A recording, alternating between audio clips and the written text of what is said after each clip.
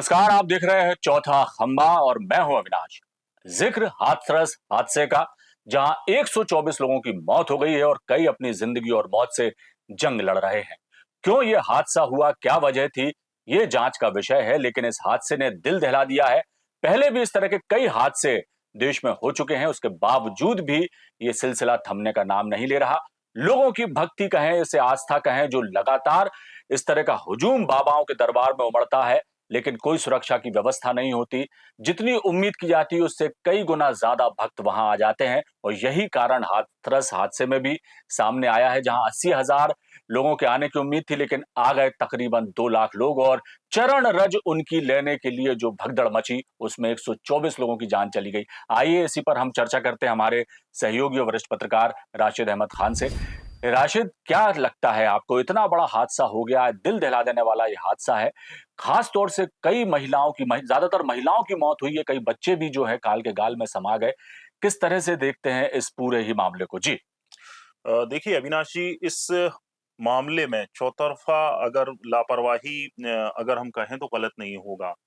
पहले हम भोले बाबा के बारे में थोड़ा-सा ज़िक्र कर लें कि कौन है ये अचानक सुर्खियों में आए और फिर जिनके सत्संगों में लाखों से लोग पहुँच रहे हैं और प्रशासन इतनी मतलब व्यवस्था नहीं कर पाया कि वहाँ इस तरह की भगदड़ मच गई और इतने सवा सौ लोगों करीबन लोग मारे गए। असल में ये जो भोले बाबा हैं वो एटा के पास के रहने वाले थे। बचपन इनका किसानी में गुज़रा, थोड़े बड़े हुए, जवान हुए तो पुलिस में भर्ती हो गए। तो करीबन 90 के दशक तक उन्होंने 1990 तक नौकरी की और उसके बाद वीआरएस लेने के बाद फिर वो बाबागिरी के जो पेशा है उसमें आ गए, बाबा बन गए। इनका जो है ये जो आमतौर पे अपने भक्तों को सत्संग में बताते थे कि इनको वीआरएस लेने के बाद भगवान से साक्षात्कार हुआ और तमाम तरह की जो भक्तों को भोले वाले भक्तों को लुभाने के लिए जो आजकल का ये फैशन बन गया है, उसमें ये भी बिल्कुल माहिर थे।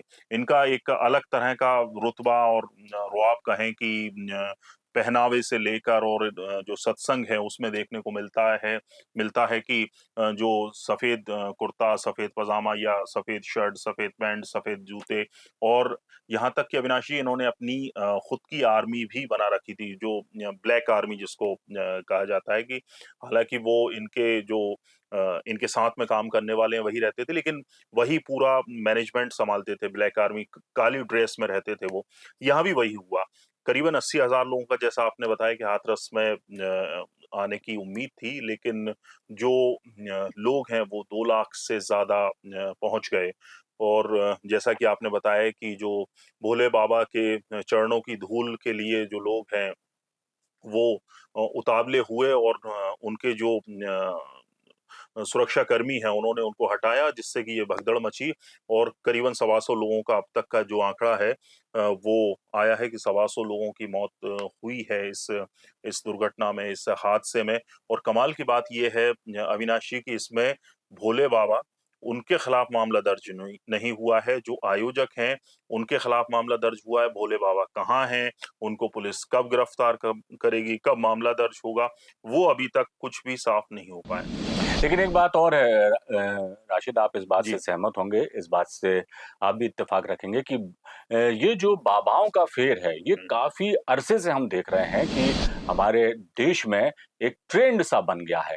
अचानक कोई नया बाबा नमूदार होता है और पूरी की पूरी जो है, कहना चाहिए कि उनके भक्तों का, उनके समर्थकों का, उनके अनुयायियों का तांता उनके दरबारों में लग जाता है, और हजारों नहीं लाखों की संख्या में जो है भक्त वहां पहुंचते हैं। हालांकि इस हादसे के बाद एक अच्छी खबर तो नहीं कहेंगे, लेकिन एक जो कहना चाहिए कि उन्होंने संज्ञान लिया। धीरेन्द्र कृष्ण शास्त्री जी ने, बागेश्वर धाम के जो पीठाधीश्वर हैं, उन्होंने भी कहा है कि उनके जन्मदिन पर इस तरह का कोई मजमा ना लगे, लोग ना आए, भीड़ ना लगाएं। और इस तरह की बेकाबू भीड़ जो है हादसों को निमंत्रण स्वाभाविक तौर पर देती है। और भी कई हमारे, जैसे आपने भी देखा होगा कि सीहोर के पास कुंभेश्वर जी। धाम है, वहां पर प्रदीप मिश्रा जी कथा करते हैं, तब वहां पर भी जो है लाखों लोग पहुंचते हैं, ट्रैफिक जाम रहता है। आज भी ये स्थिति बनती है, लेकिन धीरे धीरे व्यवस्थाएं प्रशासन ने और उनके जो ऑर्गेनाइजर्स हैं, उन्होंने व्यवस्थाएं संभालना शुरू की। तो क्या है, ठीक है, भक्ति की बात है, आस्था की बात है।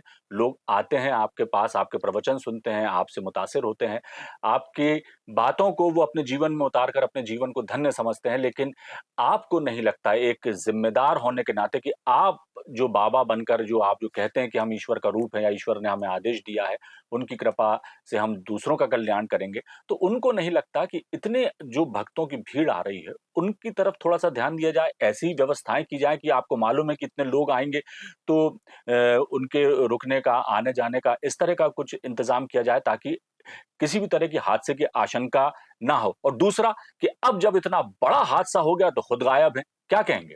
देखिए, ये कोई पहला हादसा नहीं है। हमें पहले ये समझना पड़ेगा, ये समझना चाहिए कि लोग बाबाओं या पीर फ़कीरों या संतों के सानिध्य में क्यों जाना चाहते हैं? आमतौर पर हम ख़ास तौर से बाबाओं का इसलिए ज़िक्र कर रहे हैं कि पिछले कुछ सालों में ये ट्रेंड बन गया है कि सत्संग होते हैं, कथाएँ होती हैं, लाखों का उसमें हुजूम उमड़ता है। दरअसल ये देखिए अविनाश जी कि हर शख़्स अपनी ज़िंदगी में कहीं न कहीं परेशान है। उसको कहीं आर्थिक तौर पे वो परेशान है, कहीं किसी के जो बच्चे हैं वो सही काम-धंधे से नहीं लग पाए हैं। कोई किसी के घर में कोई कलह चल रही है, किसी के ज़मीन जायदाद के मामले चल रहे हैं, कोई क अपने बच्चों की शादी के लिए परेशान है। तो कुल जमा बात ये है कि परेशान हर शख़्स है। अपनी परेशानी का जो कहें कि हल वो ऐसे बाबाओं के पास जाकर तलाशता है कि कहीं न कहीं हमारी जो परेशानियाँ हैं वो दूर हो जाएँगी। और अमूमन होता यही है कि अगर 10,000 लोग जा रहे हैं तो 100-200 लोगों के काम तो यूँ भी हो ही जाते हैं। मैं ये कतई इनकी आस्था पर सवाल नहीं उठा रहा हूँ, लेकिन हम एक प्रैक्टिकली अगर बात करें तो अगर को 10,000 लोग हैं उसमें से 100, 200, 300 के काम तो यूँ भी हो ही जाते हैं। तो ये जो माउथ पब्लिसिटी होती है कि हम वहाँ गए थे और हमारा वहाँ से ये काम बन गया है, ये लोगों को आकर्षित करती है। परेशानी सबकी ज़िंदगी में है, उन परेशानियों से निजात के लिए, उन परेशानियों के हल के लिए लोग ऐसे जो बाबाओं के पास, मज़ारों पर, पीर, फ़कीरों और संतों के पास जाते हैं और सोचते हैं कि कहीं न कहीं वहाँ से हमें फ़ायदा यहाँ भी यही हो रहा था। जो बताने वाले बताते हैं कि वहाँ पर एक जो पानी है वो दिया जाता था जिससे लोगों की परेशानियाँ दूर होती थी, कई की हो भी गई होंगी। वो इस वजह से हुई हैं ये हम दावा नहीं करते और न ये भी नहीं करते कि नहीं हुई होगी। जो भी मसला है वो उनकी आस्था का प्रश्न है और जो सत्संग जो कर रहे हैं उनका मामला है। लेकिन यहाँ इंतज़ाम की बात आती है।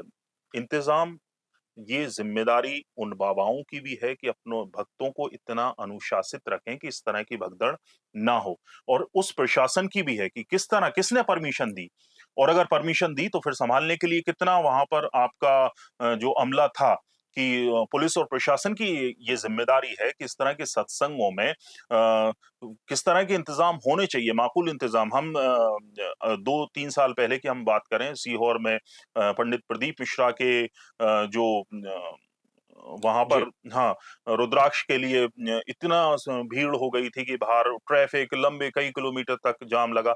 वहाँ पर प्रशासन ने फिर इंतज़ाम किए कि किस तरह से पहले दिन कितने बाँटे जाएँगे, दूसरे दिन कितने लोग आएँ, तो कुछ ना कुछ तरीका तो निकालना पड़ेगा।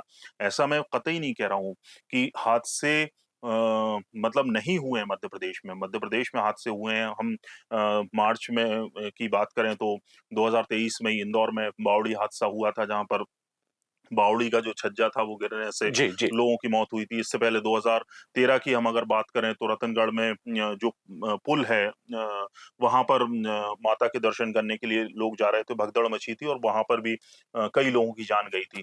तो ऐसा नहीं है कि हादसे मध्य प्रदेश में नहीं हुए हैं या कहीं और नहीं हुए हैं।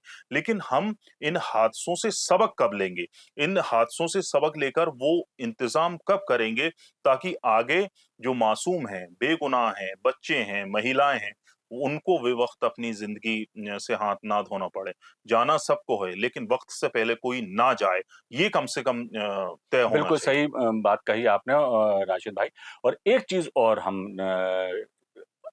आपसे जानना चाहेंगे या जी। चर्चा का विषय ज़रूरी है कि कई बार देखते हैं कि पुलिस को या सरकार को हम ज़िम्मेदार ठहरा देते हैं कि सरकार ने ध्यान नहीं दिया या प्रशासन ने ध्यान नहीं दिया। लेकिन वही शासन और प्रशासन के लोग और सरकार में बैठे हुए लोग भी उन्हीं बाबाओं के चरणों में दंडवत होते हमें दिखाई देते हैं। तो ऐसे में हम क्या उम्मीद करें? लेकिन अब जब इतना बड़ा हादसा हो गया है, तो अब कहीं न कहीं सरकारों को, राज्य सरकारों को सोचना होगा। जैसे योगी आदित्यनाथ ने भी कहा कि साजिश है या हादसा है, इसकी हम जाँच कर रहे हैं, 24 घंटे के अंदर उन्होंने रिपोर्ट भी माँगी है। हादसा होने के बाद इतनी तत्परता, मुआवज़ा देने की बात और हुँ, तमाम हुँ। चीज़ों की इस तरह से लीपापोती करने की बात हो जाती सरकार द्वारा कि चलिए हम जनता के साथ हैं। लेकिन ऐसे हादसे ना हों, इस तरह की कुछ व्यवस्थाएँ की जाएँ।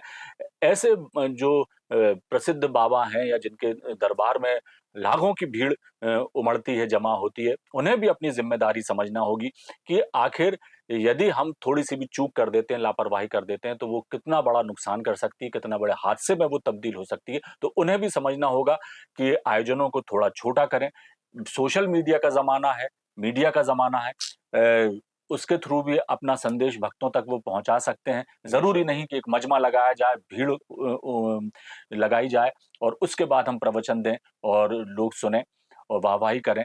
लेकिन सोचना चाहिए प्रशासन को भी और उन बाबाओं को भी कि अब तो हमें चेत जाना चाहिए, अब तो इस हादसे से हमें सबक लेना चाहिए ताकि इस तरह की भीड़ ना उमड़े। यदि भीड़ आती भी है, तो फिर माकूल इंतज़ाम हो। क्या कहेंगे?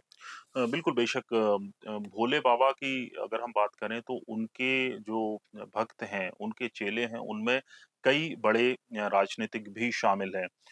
बताया तो ये भी जाता है कि कई आईएएस, आईपीएस भी उनके भक्त हैं जिनके सोशल मीडिया पर फ़ोटो और वीडियो आते रहते हैं कि तो यहाँ ये देखना बिल्कुल आपने सही कहा कि और मैं ख़ास तौर से लोगों को खुद से ये सोचना चाहिए कि जब लाखों की भीड़ यहाँ पहुँच रही है, तो एक ज़रा-सी अफ़वाह, एक ज़रा-सी भगदड़ का कोई शुरुआत जानलेवा साबित होता है। ये हम कई हादसों में देख चुके हैं। सबरीमाला मंदिर में भी जो भगदड़ मची थी, उसमें भी इस तरह का ही हुआ था। जी, तो यहाँ लोगों को खुद सोचना चाहिए कि बच्चों को लेकर जाने की ज़रूरत क्या है?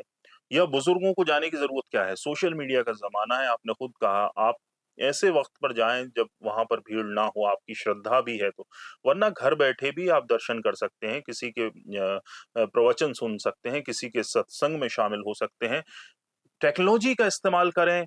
हम हर उसमें सरकार और शासन-प्रशासन को ज़िम्मेदार ठहराकर अपनी कन्नी नहीं काट सकते। जी। यहाँ उन बाबाओं की भी ज़िम्मेदारी है जिन जो अपने यहाँ इस तरह का लाखों का मजमा इकट्ठा करते हैं और इंतज़ाम के नाम पर कुछ नहीं होता। यहाँ उन लोगों की भी ज़िम्मेदारी है जो कि अंधे आँख पर पट्टी बाँधकर पहुँच जाते हैं और इस तरह के हादसे का शिकार होते हैं। यहाँ हर जो दोनों तरफ से गलती दोनों तरफ से है, शासन-प्रशासन की तरफ से भी ये देखना ज़रूरी है और ये हाथरस में हादसा हुआ है इसलिए लोगों को मालूम चल गया। ऐसे कई आज की तारीख में भी देश में कई जगह इस तरह के प्रवचन चल रहे होंगे, इस तरह के सत्संग चल रहे होंगे जहाँ पर ऐसे लोग इकट्ठा होंगे। जी। तो क्या हम फिर से किसी हादसे का इंतज़ार करें? फिर हम इस तरह से डिस्कशन करें? इससे बेहतर है कि आज ही लोगों को जागरूक होना पड़ेगा, शासन-प्रशासन को अलर्ट होना पड़ेगा। हादसे के बाद ज़िम्मेदारी तय होना बहुत ज़रूरी है। जैसा मैंने अविनाश जी आपको बताया कि इस मामले में भी आयोजक के खिलाफ एफआईआर हुई है। जिन बाबाओं के नाम से इतना भीड़ इकट्ठा हुई, भोले बाबा वो गायब उनको तो गायब हैं और उनके खिलाफ तो केस तक दर्ज नहीं हुआ है। तो जी। कुल मिलाकर के देखा जाए तो यही लब्बो-लुआब निकलता है इस पूरी चर्चा का। हम भी चर्चा कर रहे हैं तो इसलिए कर रहे हैं कि लोग अवेयर हों। अब वो अपनी भक्ति और आस्था के प्रति निष्ठावान रहें। इसमें कहीं से कहीं तक कोई भी रोक-टोक नहीं है। सबका अपना-अपना जो है आस्था का विषय होता है। अपनी-अपनी जो है भक्ति और उसकी बात होती है। लेकिन ये भक्ति अंधभक्ति में ना बने, तब्दील हो इस बात का लोगों को भी ध्यान रखना चाहिए और जो ज़िम्मेदार हैं, जो बाबा हैं, जो संत हैं, महात्मा हैं, जो कथाएँ करते हैं, उन्हें भी इस बात का ध्यान रखना चाहिए कि एक सीमित संख्या में लोग उनके प्रवचनों को सुनें, आएँ और बाकी टेक्नोलॉजी का इस्तेमाल जैसा राशिद आपने कहा कि बहुत ज़रूरी है बिल्कुल। कि इसमें इसके ज़रिए भी आप अपनी बात अपने भक्तों तक, अपने अनुयायियों तक पहुँचा सकते हैं। लोगों को भी समझने की ज़रूरत है, प्रशासन को भी समझने की ज़रूरत है, सरकार को भी चाहिए कि इस तरह के कुछ नियम कायदे बनाए जाएँ ताकि इस तरह का मजमा, इस तरह की भीड़, इस तरह का जो कहना चाहिए कि भगदड़ जैसे जो हालात बने हाथरस में और 124 लोग अपनी जान गंवा बैठे, वो इन हादसों को कम से कम रोका जा सके, ऐसी आशंकाओं को निर्मूल किया जा सके, सोचना अब बहुत ज़रूरी हो गया है क्योंकि 124 लोगों की मौत कहीं न कहीं दिल दहला देने वाली बात है, बहुत बड़ा हादसा है, पूरा देश सहमा हुआ है। चौथा खंबा में आप हमारे साथ बने रहिए, इसी तरह और भी जानकारियों के साथ हम हाज़िर होंगे, दीजिए इजाज़त, नमस्कार।